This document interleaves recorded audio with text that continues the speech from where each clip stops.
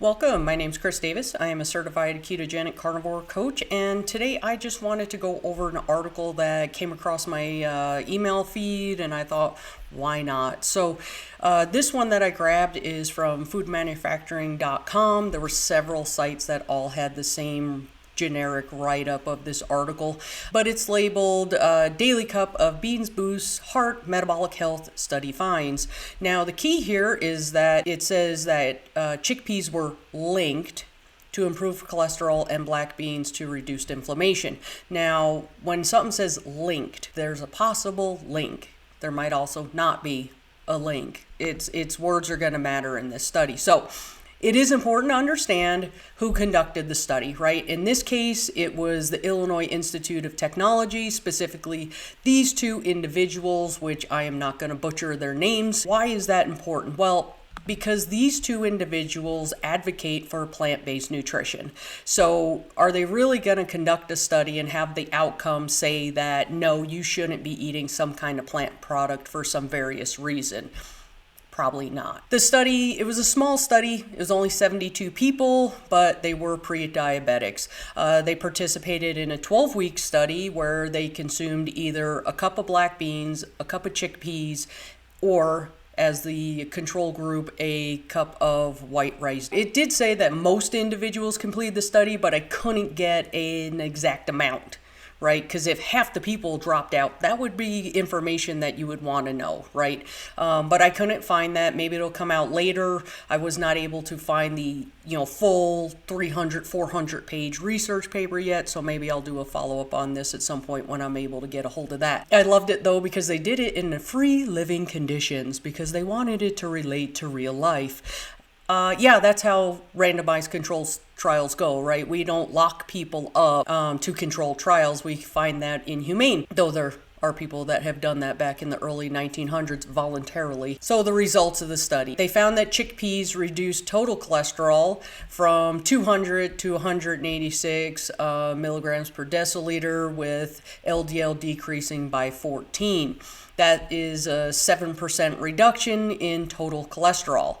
Then they said that black beans decreased the inflammatory marker interleukin 6 from 2.57 to 1.88, which is a 27% reduction, which sounds great. So their conclusion is that incorporating a daily cup of chickpeas or black beans into meals could provide a straightforward and affordable approach to enhance heart and metabolic health. So this result is an association. So they haven't proven that if you eat a cup of either of these, that it will do either. It might not, right? And so that's where the word could is very important. So my counter is a small study that Nick Norowitz did as an N of 1. I found it interesting. Now, with this being said, we're not encouraging you to go out and eat 3 Oreos a day because there's other health issues. In that study, he did reduce his total cholesterol by 15%, his LDL by 20%,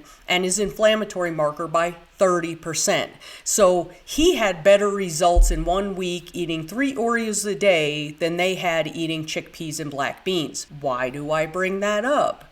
Because there are various things that can do various other things. So we already know, if you've watched any of my other videos, I don't get all wound up about total cholesterol or LDL cholesterol unless you're an overweight or obese type 2 diabetic with metabolic syndrome.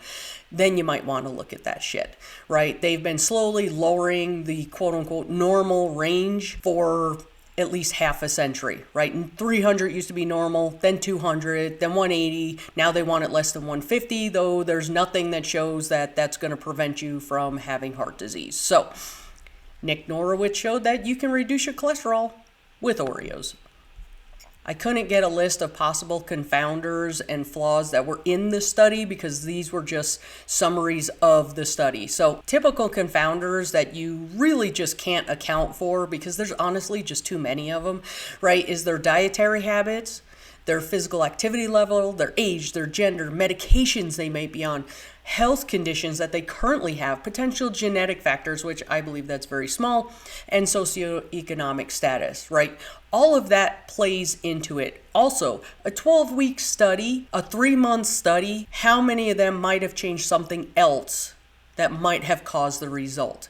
And not just the chickpeas and black beans. Something to consider. So then I looked at, well, what are the negative side effects of eating black beans in particular, right? So growing up, Italian family, pasta fazool, it was a dish. It's actually a bean soup that we made. I grew to like it and then not like it. And I think it's just my taste buds changed. But I thought, what are the potential issues with ingesting black beans? In this list, right, talks about the digestive issues, the allergic reactions, the nutrient absorption, the flatulence and discomfort. It's high in anti-nutrients, right, which means it interferes with the absorption of nutrients in the body. Caloric density, which honestly, like I've said in other videos, I take in about 3,000 calories a day, and I just only calculate it when I'm making a video about it. And sodium content. Again, I don't really worry too much about the sodium content, because if it tastes like a salt lick, that's when you know you've had too much sodium. But these other things are a big issue, right? I don't want gas, bloating, intestinal distress, and those issues that go with that. They do say that in moderation, beans can be a healthy addition to most diets, right? Which, if you word that differently, beans cannot be a healthy addition to most diets. So how do you know? Well, you play with your nutrition. So then I said, okay, well, what would be a serving size of chickpeas, black beans versus red meat? And in this case, they did ground beef. They pulled up ground beef, which that's fine, but I get frustrated because it doesn't say if it's 87-13, is it 90-10, is it 80-20, is it 73-27? That will change these values, but whatevs.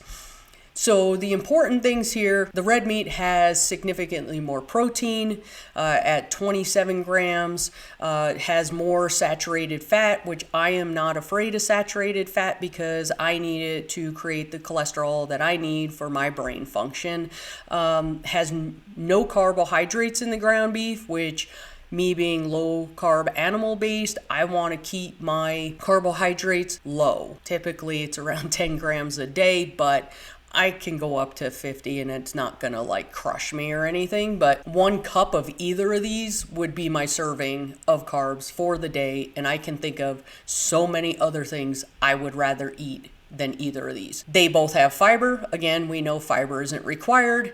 They do have sugar. I try to keep my sugar to 0 or as close as I can get. I'm sure I have incidental sugar throughout the day, but it's significantly less than people that are on a standard American shit diet. Here, it would make it look like, oh man, but chickpeas have so much more iron. But ground beef has heme iron, which is more readily absorbable by the body. So while it looks like it's a lower percentage, you're keeping more of that than you would if you had either of the plant-based products. The conclusion: association does not prove causation.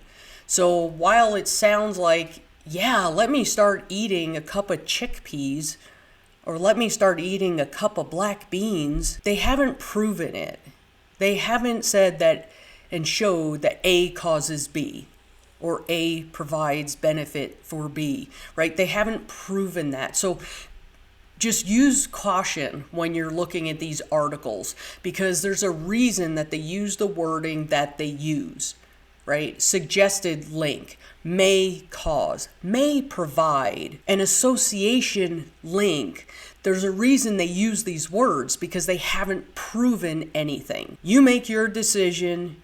You decide if that's something you want to incorporate. I won't be incorporating chickpeas or black beans or white rice, for that matter, into my diet. The more you know, right? The more you know, the more information you have, the better the decision that you can make for what's right in your life. Hope that helped you. If it did, please like, subscribe, share it with a friend. This is the information I try to get out to people, to give them the opportunity to make informed decisions, not just read the abstract and go, see, I knew I should be having black beans even though I get gas and bloating and intestinal distress every time. I'm not doing it. You choose whether you are. So, hope that helped. With that, I wish you a blessed day.